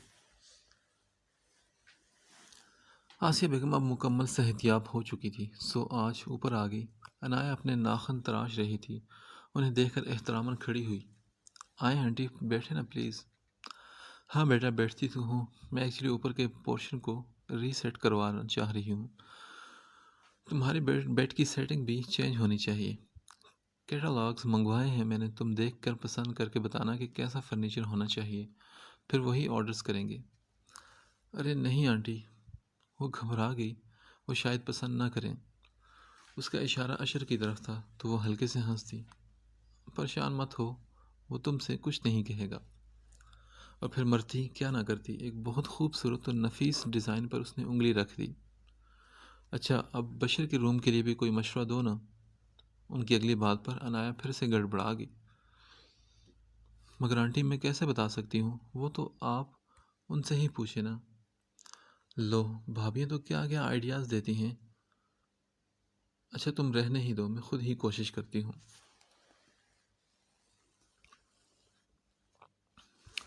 اشر جب گھر آیا تو وہ اپنے ٹیسٹ کی تیاری کر رہی تھی۔ وہ آتے ہی ٹھٹک گیا۔ یہ کیا ہے سب؟ اس نے ناگواری سے چاروں طرف دیکھا۔ انایا نے اپنی کتابیں وغیرہ سمیٹنا شروع کر دی اور بولی، یہ آنٹی نے سیٹنگ چینج کروائی ہے۔ کس کے کہنے پر کروائی ہے؟ اشر کا لہجہ چپتا ہوا تھا۔ دیکھو، اگر تمہیں روم کی سیٹنگ پسند نہیں تھی تو کسی اور روم میں شفٹ ہو جاتی، اس کی سیٹنگ چینج کروانے کی کیا ضرورت تھی؟ اس نے کوٹ اتار کر زور سے بیڈ پر پھینکا اور جیسے دھاڑا تھا وہ گھبرا کر پیچھے ہوئی اور بولی، یہ سب تو آنٹی نے خود کروایا ہے، میں نے کچھ نہیں کہا۔ میں تو تب کہتی جب کوئی احساس ملکیت ہوتا۔ اس نے یہ دل ہی دل میں سوچا۔ تم کچھ بھی نہیں کہتی ہو اور سب کچھ تمہاری مرضی سے ہوتا چلا جاتا ہے۔ اس کے تلخ لہجے نے اس کے دل میں پھر سے زخم ڈالے تھے۔ حالانکہ دل وہاں دکھتا تھا جہاں کوئی امید ہو۔ اس شخص سے نکاح جیسا مضبوط بندھن ہوتے ہوئے بھی کوئی امید لگانے کی وہ غلطی بھی نہیں کر سکتی تھی۔ اس کا دل دو رستہ ہوا پھوڑا بن چکا تھا، ذرا سی ٹھیس لگنے پر بہنے لگتا تھا۔ ماں باپ کی اچانک دائمی جدائی، بشر سے جدا ہو کر کسی اور سے شادی، اور ایسی شادی کہ وہ تو کیا شوہر بھی اس سے بیزار تھا۔ وہ خاموشی سے سامنے والے کمرے میں چلی گئی۔ اشر کو اگر اس میں دلچسپی نہیں تھی تو وہ کون سا اس کے معاملات میں کوئی دلچسپی ظاہر کرتی تھی؟ وہ کیا پہنتا ہے، کیا کھاتا ہے، کب سوتا ہے اور کب اٹھتا ہے، اس کے سب معاملات کو آسیہ ابھی بھی دیکھ رہی تھی۔ عنایا صبح جب اٹھتی تو وہ گہری نیند سو رہا ہوتا۔ وہ تیار ہو کر یونیورسٹی چلی جاتی۔ ابھی بھی تقریباً 8:30 بجے تھے۔ وہ تیار ہو کر باہر آئی تو بشر بھی لاؤنج سے نکلتا نظر آیا۔ اس نے پوچھا، کیا تم یونیورسٹی جا رہی ہو؟ ہاں۔ اچھا آؤ، میں تمہیں چھوڑ دیتا ہوں۔ وہ اپنی گاڑی کی طرف بڑھا، دروازہ کھولے وہ بنا کچھ کہے پچھلی سیٹ پر جا بیٹھی۔ بشر نے گاڑی بیک کرتے ہوئے اسے پوچھا، روز کیسے جاتی ہوں؟ اس نے کہا، میں آئلہ کے ساتھ جاتی ہوں۔ وہ گاڑی روڈ پر لا چکا تھا مگر فوری طور پر بریک لگائی۔ اوہ، تو آئلہ نے جانا تھا کیا؟ نہیں، وہ آج کہیں اور بزی ہے۔ اس نے دھیمی آواز میں جواب دیا تو وہ کچھ چپ سا ہو گیا۔ ظاہر سی بات ہی آئلہ زندگی کو پوری طرح انجوائے کر رہی تھی اور عنایا کی مصروفیات تو وہ دیکھ ہی رہا تھا۔ تو وہ کیا کہتا؟ پھر وہ ہلکے سے کھنکارا تھا اور بولا، پوچھو گی نہیں کہ میں کہاں جا رہا ہوں؟ وہ کھڑکی سے باہر دیکھتے ہوئے بولی، پتہ نہیں۔ بحریہ یونیورسٹی اور ہاسپٹل میں نے جاب کر لی ہے۔ اس کی اطلاع پر وہ ہلکا سا مسکرائی اور بولی، مبارک ہو آپ کو۔ شکریہ۔ اس نے شکریہ ادا کیا اور پھر کچھ دیر خاموشی رہی، اور پھر اس خاموشی کو بشر نہیں توڑا تھا۔ ممی نے روم کی سیٹنگ چینج کرواتے ہوئے اشر سے پوچھا نہیں تھا کیا؟ عنایا سن ہو کر رہ گئی۔ تو اس نے رات کی تلخ کلامی بھی سن لی تھی۔ عنایا کو ایک دم سے ناگواری محسوس ہوئی۔ اس نے کہا، آپ آنٹی سے پوچھ لیجئے گا۔ بشر نے بیک ویو مرر سے اس کے تاثرات دیکھے اور خاموش ہو گیا۔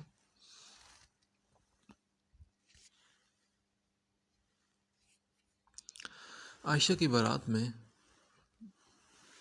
3 پیس سوٹ میں ملبوس سٹائلش بال بنائے اشر اپنی تمام تر خوبصورتی کے ساتھ دل میں اترتا ہوا محسوس ہو رہا تھا۔ زنائشہ نے اپنی نظریں چرا لی مگر اشر کی آنکھیں تو زنائشہ کے چہرے پر مقناطیس کی طرح چپک گئی تھی۔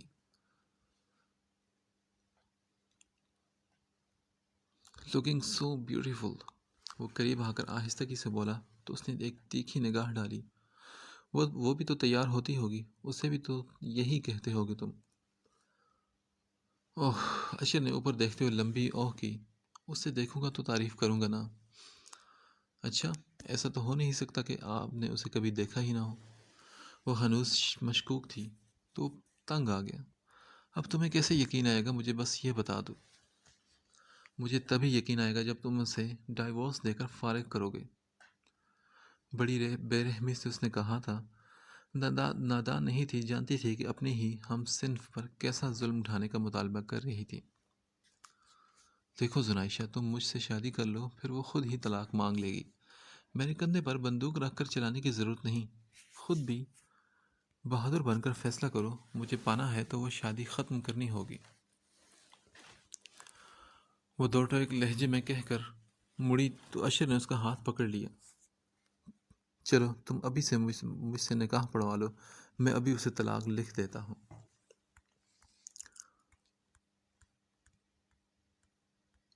اس نے کہا، نہیں، پہلے ڈائیورس، کیونکہ نکاح کے بعد تم مکر جاؤ گے۔ دیکھ لو، اب تمہیں مجھ پر بھروسہ ہی نہیں۔ محبت میں اگر ایک دوسرے پر اعتبار نہ ہو تو پھر رہ ہی کیا جاتا ہے؟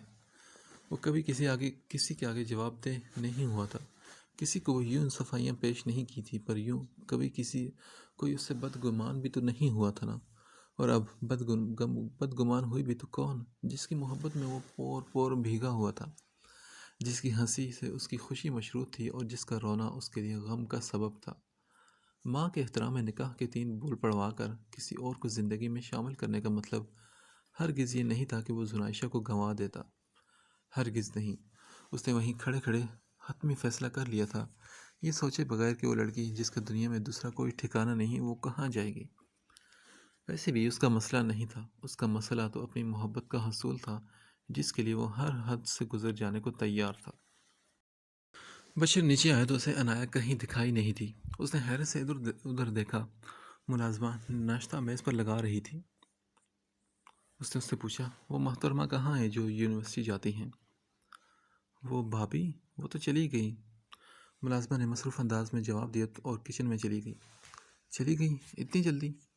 اس نے کلاک کی طرف دیکھا تو 8:30 ہو رہے تھے۔ اس دوران ملازمہ چائے لے کر پھر آ گئی تھی۔ جی صاحب، وہ آئلہ بی بی کی طرف گئی ہیں، دونوں اکٹھی جاتی ہیں نا، کبھی ان کے ابو کے ساتھ اور کبھی پوائنٹ سے۔ اس نے فوراً آئلہ کا نمبر ملایا۔ ہیلو آئلہ۔ ہیلو بشیر، خیریت اتنی صبح؟ اس نے پوچھا، تم کہاں ہو آئلہ؟ ہم پوائنٹ کی طرف جا رہے ہیں پیدل۔ اس نے جی بھر کر بے چارگی لہجے میں سموئی تھی۔ تم وہیں رکو، میں آ رہا ہوں۔ وہ تیزی سے باہر لپکا اور پورچ سے گاڑی نکال کر لایا اور اتنی تیزی سے گاڑی گیٹ سے نکالا کہ کتنی دیر تک فضا میں ٹائر چرچرانے کی آواز گونجتی رہی۔ وہ دونوں زیادہ دور نہیں گئی تھی۔ اس نے قریب جا کر گاڑی روکی اور دروازے کھول دیے۔ آئلہ نے پہلے عنایا کو بٹھایا، پھر خود بیٹھی۔ بشیر نے گاڑی پھر سے چلا دی تھی۔ تم لوگ میرا ویٹ کر لیا کرو کیونکہ میں بھی اسی ٹائم جاتا ہوں۔ آئلہ نے حیرت سے اسے دیکھا۔ مجھے تو علم نہیں تھا، عنایا نے بھی نہیں بتایا مجھے۔ تو ان کو تو معلوم ہوگا تو ہی بتائیں گی نا، انہیں کیسے معلوم ہوتا؟ اب میں نے بتا دیا ہے تو آئندہ دھیان رکھنا۔ وہ نرمی سے کہتا سامنے دیکھتے ہوئے ڈرائیو کرنے لگا۔ نہ کوئی گلہ، نہ حرف شکایت۔ وہ وہی بشر تھا، اس کا خیال رکھنے والا اور اس پر کوئی بھی آنچ نہ آنے دینے والا۔ وہ یقیناً سمجھ گیا تھا کہ عنایا جان بوجھ کر وقت سے پہلے آئلہ کے ساتھ آ گئی تھی کہ بشیر کے ساتھ نہ جانا پڑے، مگر جتانا تو دور کی بات، اس نے تو ایسا کوئی اشارہ بھی نہیں دیا تھا۔ عنایا کی آنکھیں بھیگ سی گئی تھیں۔ زنائشہ کی پریزنٹیشن چل رہی تھی کہ اشر کا فون آیا تو اس نے ریسیو کر لیا۔ تم کہاں ہو؟ وہ بولی، میں پریزنٹیشن ہال میں ہوں۔ خیریت؟ ہاں خیریت ہے، تم سے ملنا ہے مجھے۔ اوکے، میں فری ہو کر بتاتی ہوں۔ اوکے زنائشہ، میں تمہارا ویٹ کر رہا ہوں۔ وہ دوبارہ ہال میں آ گئی۔ دل میں البتہ کھلبلی مچ گئی تھی کہ پتہ نہیں کیا کہنا چاہ رہا تھا۔ وہ پھر فری ہوتے ہی اس نے اسے فون کیا۔ ہاں بولو، کیا کہنا ہے جو اتنی جلدی مچا رہے تھے؟ تم رکو زنائشہ، میں وہیں تمہارے پاس آ رہا ہوں، کہیں چلنا ہے ہم نے۔ مگر کہاں؟ بے اختیار اس کے منہ سے نکلا، مگر وہ جلدی میں تھا، اس نے فون کاٹ دیا۔ کچھ ہی دیر میں وہ آ چکا تھا۔ زنائشہ نے اپنی گاڑی وہیں چھوڑی، اس کے ساتھ فرنٹ سیٹ پر آ بیٹھی اور پوچھا، ایسی کیا ایمرجنسی لاگو ہو گئی ہے کہ تم نے سانس لینے کا موقع بھی نہیں دیا؟ اشر نے ڈیش بورڈ پر رکھی ایک فائل اٹھا کر اس کی طرف بڑھائی اور بولا، پڑھو اسے۔ زنائشہ نے نا سمجھی سے اسے دیکھا اور فائل تھام لی۔ فائل کھولتے ہی اس کی آنکھیں پھیلتی چلی گئی۔ Divorce papers? ہاں، میں نے یہ پیپرز بنوا لیے ہیں اور سائن بھی تمہارے سامنے کروں گا، مگر اس کے لیے شرط وہی ہے۔ کون سی شرط؟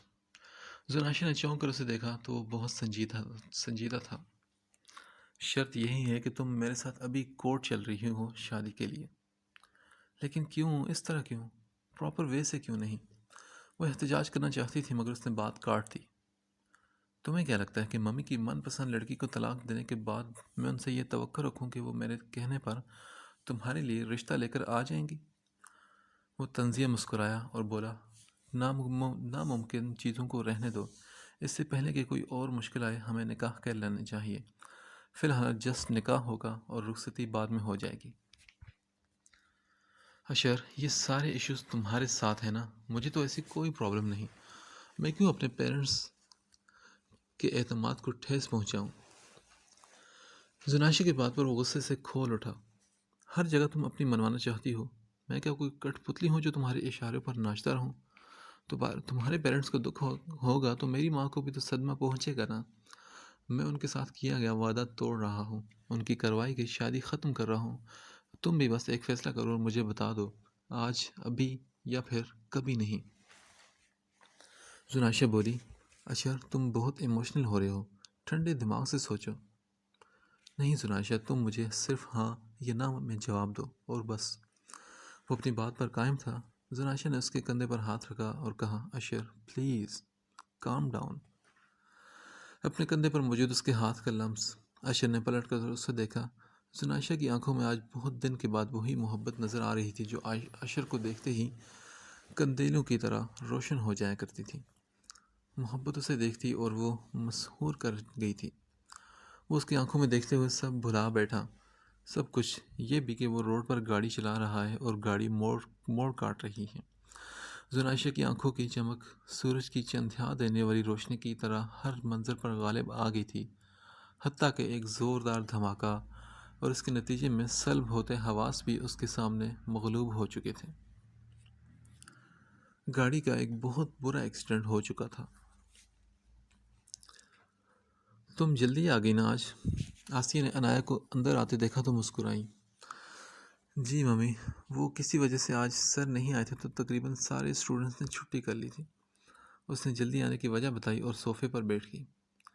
پتہ نہیں بیٹا، میرا دل بہت گھبرا رہا ہے آج ابھی۔ عنایہ گھبرا کر ان کے ساتھ آ کر بیٹھ گئی۔ کیوں آنٹی، آپ کی طبیعت تو ٹھیک ہے نا؟ بس بیٹا، کچھ سمجھ نہیں آ رہا، بہت گھبراہٹ سی ہو رہی ہے۔ وہ لگاتار سینے کو مسل رہی تھی۔ عنایہ نے ان کی پشت مسلی۔ آنٹی، کسی کو فون کر کے بلا لیں؟ کس کو فون کروں؟ انہوں نے بے چینی سے اسے دیکھا۔ آپ کے دونوں بیٹے میں سے کسی کو کر لیں۔ نہیں، تم پہلے میرا بی پی چیک کر لو، پھر دیکھتی ہوں۔ وہ جلدی سے اپنا بیگ وہیں چھوڑ کر اندر سے وہ ڈیوائس لے آئی جس کا اسٹریپ ان کی کلائی پر باندھ کر بلڈ پریشر چیک کیا۔ ان کا بی پی لو ہو رہا تھا۔ وہ جلدی سے کچن میں شریفہ کو ORS تیار کر کے لانے کا کہہ کر ان کے پاس آ بیٹھی۔ ان کے ماتھے پر پسینہ بھی آ رہا تھا۔ اتنے میں عنایہ کے بیگ میں سے اس کے فون کی آواز آنے لگی۔ اس نے زپ کھول کر فون نکالا۔ نیا نمبر تھا۔ اس نے کال اٹینڈ نہیں کی مگر فوراً ہی دوبارہ کال آنے لگی تو اس نے کال ریسیو کر لی۔ ہیلو عنایہ، میں بشر ہوں۔ بشر کی آواز بدلی ہوئی تھی۔ جی فرمائیے۔ اسے بشر کے فون پر حیرت ہوئی تھی۔ اس نے پوچھا، کیا تم یونیورسٹی میں ہو؟ نہیں، میں تو گھر پر ہوں۔ خیریت؟ ممی کہاں ہیں؟ عنایہ نے فون کان سے ہٹا کر حیرت سے اسے دیکھا۔ یہ بات تو وہ اپنی ماں سے خود بھی پوچھ سکتا تھا، اس سے کیوں پوچھ رہا تھا؟ بہرحال جواب تو اسے دینا ہی تھا۔ جی آنٹی یہیں لاؤنج میں بیٹھی تھے، ان کی طبیعت ٹھیک نہیں، ان کا بی پی لو ہو رہا ہے تو میں ان کے پاس ہوں۔ اچھا عنایہ، تم ایک کام کرو، ممی سے تھوڑا دور ہو کر میری بات سنو۔ بشر کی آواز دھیمی ہو چکی تھی۔ عنایہ حیران اور پریشان سی ہو کر اٹھی اور قدر فاصلے پر چلی گئی۔ آسیہ بیگم بھی سوالیہ نظروں سے اسے دیکھ رہی تھی۔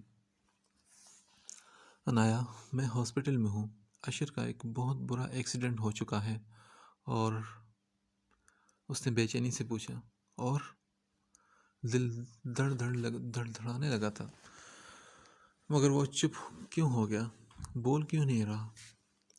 آپ بتائیں نا، وہ کہاں ہے اور کس کنڈیشن میں ہے؟ بشر نے اسے کہا، ہی از نو مور۔ عنایہ کو لگا کہ در و دیوار لرزنے لگے ہوں اور چھت بھی نیچے گرنے والی ہے۔ اس کا دل حلق میں دھڑک رہا تھا اور ٹانگیں جسم کا بوجھ اٹھانے سے انکاری۔ وہ بمشکل خود کو گھسیٹ کر لاؤنج سے باہر لے آئی۔ سامنے سے شمع آنٹی اور آئلہ آتی دکھائی دی۔ ان تک بھی یقیناً اطلاع پہنچ چکی تھی۔ آئلہ کی آنکھیں سوجی ہوئی تھی اور ابھی بھی ان سے آنسو نکل کر اسے رخسار بھگو رہے تھے۔ وہ دونوں ہاتھوں سے ماں کا بازو تھامے انہیں لے کر آ رہی تھی۔ ان کا رنگ اڑا ہوا تھا، آنکھیں بہہ رہی تھی اور ہونٹ لرز رہے تھے۔ ایک طرح سے وہ پوری آئلہ کے سہارے ہی چل رہی تھی اور عنایہ اس میں تو اتنی سکت نہیں تھی کہ وہ اپنی جگہ سے ہل بھی پائے۔ شمع نے خود ہی اسے گلے لگا کر بھینچ لیا، اتنی زور سے کہ عنایہ کو اپنی پسلیاں ٹوٹتی محسوس ہوئیں۔ شمع باجی، آپ؟ آسیہ بھی انہیں دیکھ چکی تھی اور حیران تھی۔ بہن کو دیکھ کر شمع کے ضبط کے بندھن ٹوٹ جانے کو تھے۔ آسیہ میری بہن۔ انہوں نے وہیں سے بازو پھیلائے اور ان کی طرف بڑھی۔ آسیہ کو جیسے کوئی الہام ہوا تھا۔ ہمت کرو آسیہ، اشر کا ایکسیڈنٹ۔ کیا؟ میرے بچہ؟ یا اللہ، کیا ہوا ہے؟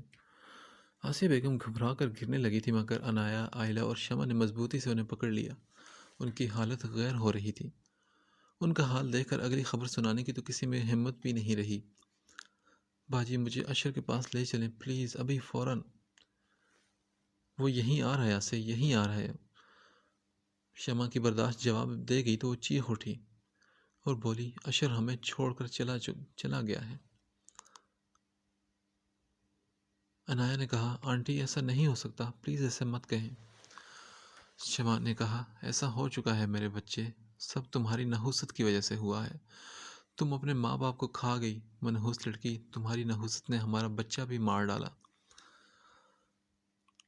آسیہ دونوں ہاتھوں سے عنایا کو مارنے پیٹنے لگی۔ آسیہ کیا کر رہی ہو تم، ہوش میں آؤ۔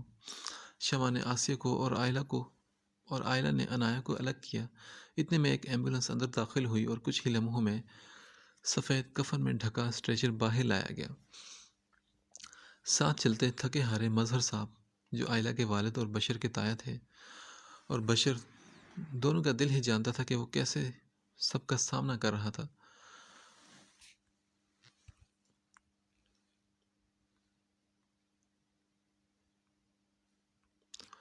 وہ اپنے آفس میں تھا جب اسے اشر کے ایکسیڈنٹ کا علم ہوا۔ اسے ہاسپٹل سے فون آیا کہ ان کی کنڈیشن بہت خراب ہے، آپ ابھی ہاسپٹل میں آ جائیں۔ وہ اجنبی جو کچھ بتا رہا تھا اسے سن کر بشر کو اپنے ارد گرد دھماکے ہوتے محسوس ہو رہے تھے۔ وہ مطلوبہ ہاسپٹل پہنچا جہاں اس سے یہ خبر ملی تھی کہ اشر اور اس کے ساتھ موجود لڑکی موقع پر ہی دم توڑ چکے تھے۔ اشر کی گاڑی ورک شاپ میں مرمت کے لیے بھجوائی گئی تھی۔ اس نے 5 دن بعد کال آئی تھی کہ آپ یہاں آئیں، کچھ دکھانا ہے۔ بشر وہاں پہنچا تو گاڑی کے مکینک نے کچھ کاغذات اس کی طرف بڑھائے۔ سر، یہ کاغذات گاڑی کے اندر سے ملے تھے۔ خون آلودہ کاغذات کو بشر نے حیرت سے دیکھا اور جب خون کے دھبے صاف کیے تو ان پر رقم تحریر دیکھ کر وہ حیران رہ گیا۔ Divorce papers? تو کیا اشر عنایا کو طلاق دے رہا تھا، مگر کیوں؟ وہ عنایا سے شادی پر خوش نہیں تھا؟ یہ تو معمولی عقل رکھنے والے کو بھی نظر آ جاتا تھا، مگر وہ اسے ڈائیورس دے رہا تھا۔ اس نوبت کا تصور بھی تو کسی کے ذہن میں نہیں تھا۔ اور اشر کے ساتھ موجود لڑکی زنائشہ کے متعلق علم ہوا تھا کہ وہ ایک ملٹی نیشنل کمپنی میں بہت اچھی جاب پر تھی۔ وہ اور اشر ایک دوسرے کو پسند کرتے تھے اور یہ تو یقینی بات تھی کہ اشر کی ایمرجنسی میں عنایا سے ہونے والی شادی ان کے تعلق پر بھی اثر انداز ہوئی تھی۔ اب غالباً وہ زنائشہ کے لیے اسے مطمئن کرنے کے لیے عنایا کو ڈائیورس دے رہا تھا، یہ کسی اور وجہ سے۔ بشر نے اذیت سے اپنی آنکھیں بند کر لی۔ مامی نے اپنے دوست کو مطمئن کرنے کے لیے ان کی بیٹی کی زندگی بھی داؤ پر لگا دی تھی۔ اگر اشر عنایا کو طلاق دے دیتا تو اس کے بعد کیا ہوتا؟ اس کے بعد بات کا سوچ کر ہی بشر کو جھرجھری آ گئی تھی۔ گھر میں جو طوفان آتا، سب سے بڑھ کر عنایا کے لیے زندگی عذاب بن جاتی۔ اشر کے جانے کے بعد کچھ عرصے تک آسیہ بیگم کے دل کو کچھ سکون مل چکا تھا۔ ایک دن انہوں نے بشر سے عنایا کی شادی کا مشورہ دیا۔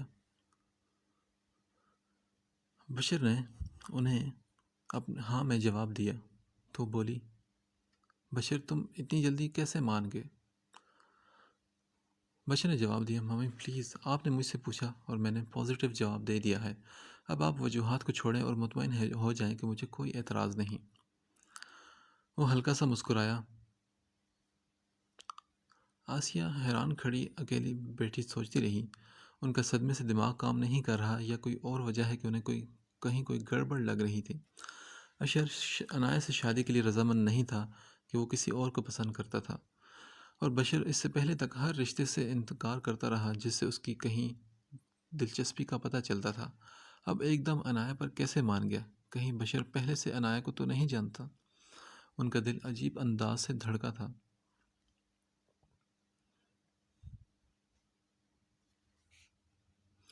اشر اور عنایا کی تصویریں اس کو امریکہ بھجوانے کے بعد بشر کی پر اصرار خاموشی، عنایا کا بشر کے نام پر چونکنا، پاکستان آ جانے کے بعد دونوں کا آپس میں انتہائی پر تکلف رویہ، مگر اس کے ساتھ ساتھ عنایا کا بے حد خیال رکھنا، انہیں لگ رہا تھا کہ ان کے دماغ میں انکشافات کی ایک فلم سی چل پڑی ہو۔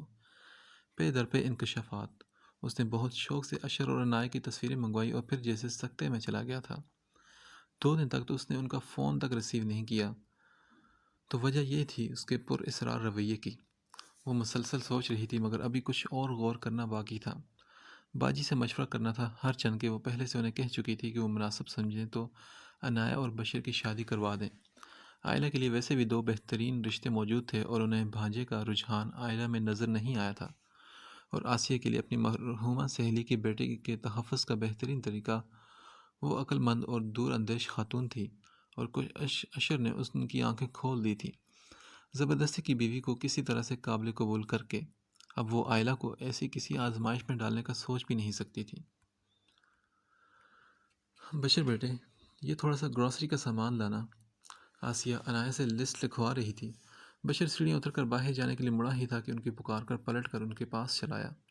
انہوں نے لسٹ اسے تھمائی اور کہا، ایسا کرو عنایہ کو بھی ساتھ لے جاؤ، اسے کچھ لینا ہوا تو وہ یہ بھی لے لے گی۔ مگر عنایہ نے فوراً گھبرا کر منع کیا، نہیں آنٹی، مجھے کچھ نہیں چاہیے۔ کیوں نہیں چاہیے؟ کب سے گئی نہیں باہر؟ اب ایجوکیشن کا سلسلہ بھی پھر سے شروع کرو گی تو لازماً کئی چیزوں کی ضرورت تو پڑے گی نا۔ جاؤ جا کر حلیہ درست کر کے آؤ۔ انہوں نے پیار سے اسے ڈانٹا تو وہ کشمکش میں پڑ گئی۔ بشر کی موجودگی میں وہ ہر ممکن کوشش کرتی تھی کہ جہاں وہ موجود ہو وہاں پھٹکے بھی نہیں۔ یہ سامنا دیتا بھی کیا تھا سوائے اذیت، دکھ اور شرمندگی کے۔ ان کے دوبارہ کہنے پر وہ جذبز ہوتی اٹھ گئی تھی۔ مال کے سامنے گاڑی روک کر اترنے سے پہلے بشر نے اسے پکارا، چلو آؤ باہر۔ وہ گود میں ہاتھوں کو دیکھتے ہوئے گہری سوچ میں ڈوبی ہوئی تھی۔ اس کی آواز پر چونکی اور اپنی طرف کا دروازہ کھول کر باہر نکل آئی۔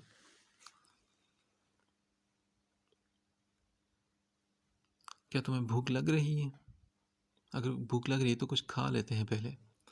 نہیں، مجھے بھوک نہیں ہے، بہتر ہے کہ شاپنگ کر لیتے ہیں۔ بشر مدھم سا مسکرایا، ہاں ٹھیک ہے، شاپنگ کر کے گھر ہی جانا ہے، فی الحال میرے ساتھ یہاں آؤ۔ تو وہ مرے قدموں سے اس کے پیچھے چلنے لگی۔ وہ ایک ٹیبل پر بیٹھ چکی تو وہ آہستگی سے بولا، تمہارے ساتھ کچھ بھی ہوا ہو وہ بہت افسوسناک سہی، مگر اس سب میں میرا کیا قصور ہے؟ مجھ سے اتنا کیوں کٹتی ہو تم؟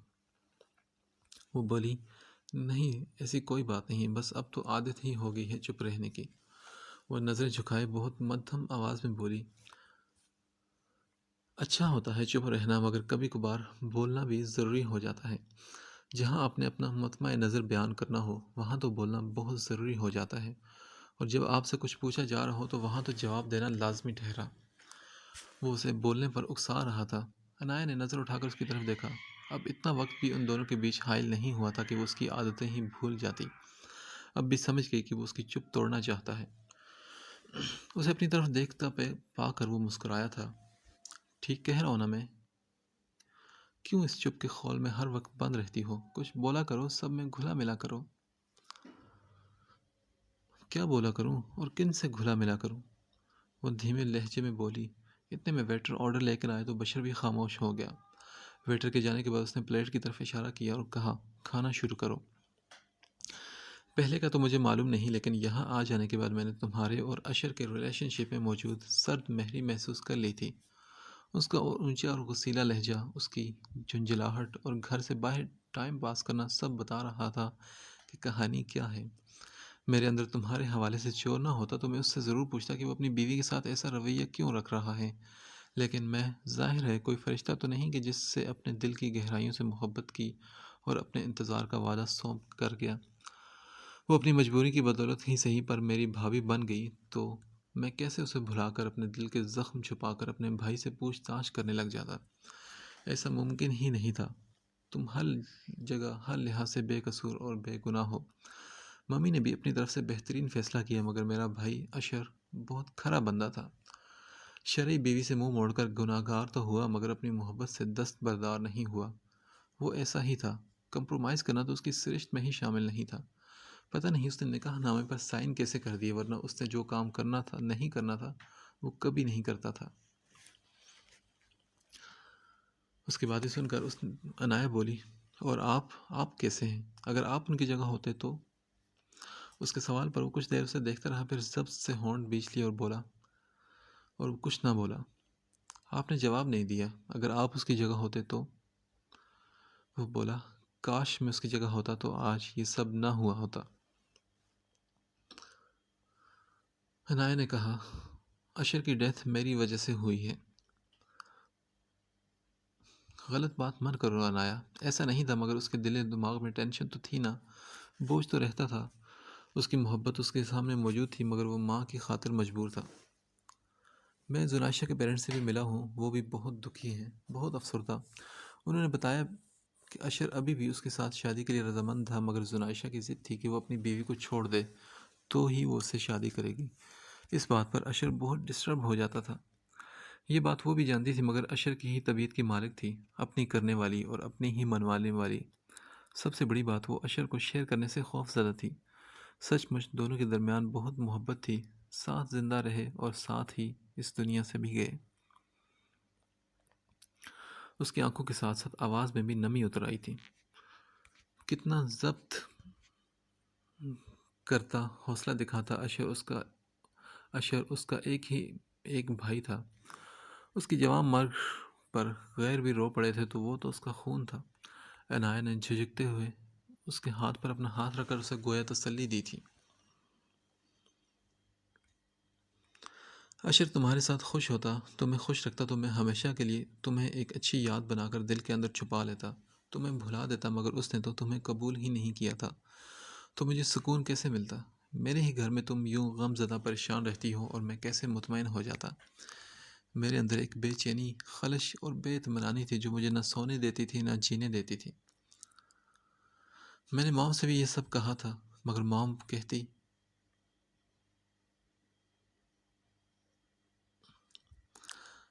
کہتی کہ یہ ان دونوں میاں بیوی کا آپس کا مسئلہ ہے۔ نہیں آنٹی، یہ کیا کہہ رہی ہیں آپ؟ وہ آسیہ بیگم کی بات سن کر ایسے پیچھے ہٹی جیسے کوئی کرنٹ لگا ہو۔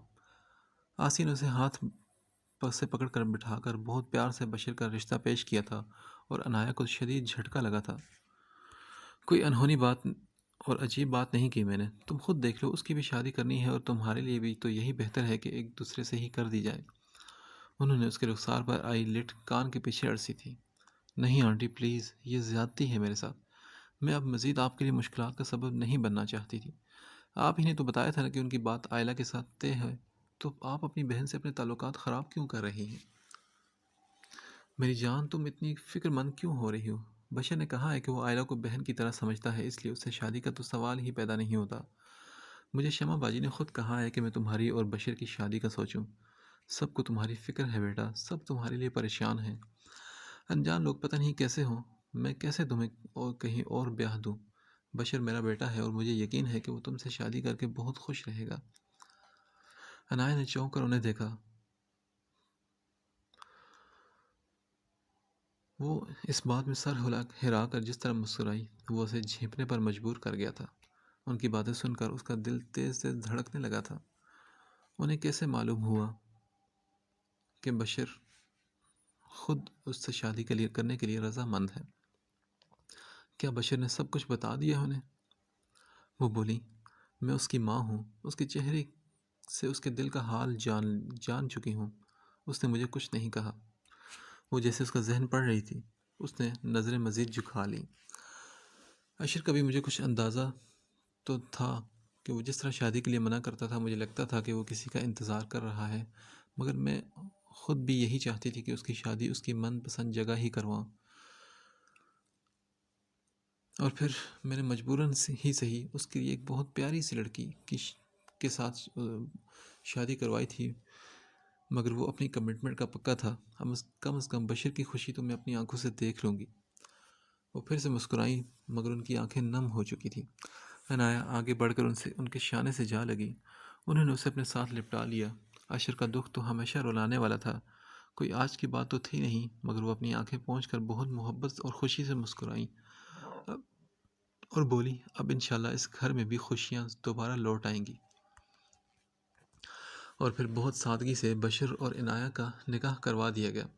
اس بار بشر کو نیچے ہی کمرہ سیٹ کر کے دیا گیا تھا، کیونکہ بشر اور عنایہ دونوں ہی نہیں چاہتے تھے کہ آسیہ نیچے اکیلی رہیں۔ بشر ہر طرح سے اپنی محبت کا ثبوت دے رہا تھا۔ زندگی پھر سے عنایت پر مہربان ہو چکی تھی۔ اس نے پھر سے اپنے یونیورسٹی کو جوائن کر لیا تھا، اور 6 ماہ بعد جب وہ ایگزام سے فری ہوئی تو ڈاکٹر نے اسے وہ خوشخبری سنائی جس کو سننے کے لیے آسیہ کے کان ترس رہے تھے۔ وہ اس کا پہلے ہی زیادہ خیال رکھ رہی تھی۔ انہی دنوں آئلہ کی شادی کا ہنگامہ جا گیا اور بہت شاندار طریقے سے اس کی شادی انجام پائی اور وہ خوشگوار یادیں چھوڑ کر چلی گئی۔ اشر کی پیدائش، جی ہاں، بشر اور عنایہ کے بیٹے کا نام اشر رکھا گیا تھا۔ اس کی پیدائش نے ہر طرف خوشگوار ہلچل پیدا کر دی تھی۔ آسیہ کو تو مانو کھلونا مل گیا تھا۔ بشر صبح ہاسپٹل میں اور شام میں آفس کے چکروں میں اسے اتنا ٹائم دے نہیں پاتا تھا، مگر رات اس کی اور اشر کی تھی۔ وہ جی بھر کر اس سے کھیلتا اور باتیں کرتا تھا۔ ایک دن اس نے عنایہ سے کہا کہ اب اشر بڑا ہو چکا ہے، تم چاہو تو جاب کر سکتی ہو۔ نہیں بشر، آنٹی ناراض ہوتی ہیں کہ ابھی یہ تھوڑا سا اور بڑا ہو جائے۔ یار، اس کے بڑا ہونے تک اور بھی آ جائیں گے، تم اپنی تعلیم لپیٹ کر ہی رکھ دو پھر۔ بشر کی بات پر اس کا چہرہ سرخ ہو گیا۔ وہ اسے دیکھ کر ہنستا ہی چلا گیا، اور عنایہ نے دل کی گہرائیوں سے اس کی ہنسی کے ہمیشہ رہنے کی دعا مانگی تھی۔ اس گھر میں خوشی بہت انتظار کے بعد، بہت بڑے دکھوں کے بعد آئی تھی، اور وہ اس گھر سے اتنی وابستہ ہو چکی تھی کہ اس کے مکین اس کے دل میں بہت اونچے مقام پر فائز ہو چکے تھے، اور وہ ان کی خوشیوں کے لیے ہر پل کوشاں، انہیں خوش دیکھ کر خود بھی سرشار تھی۔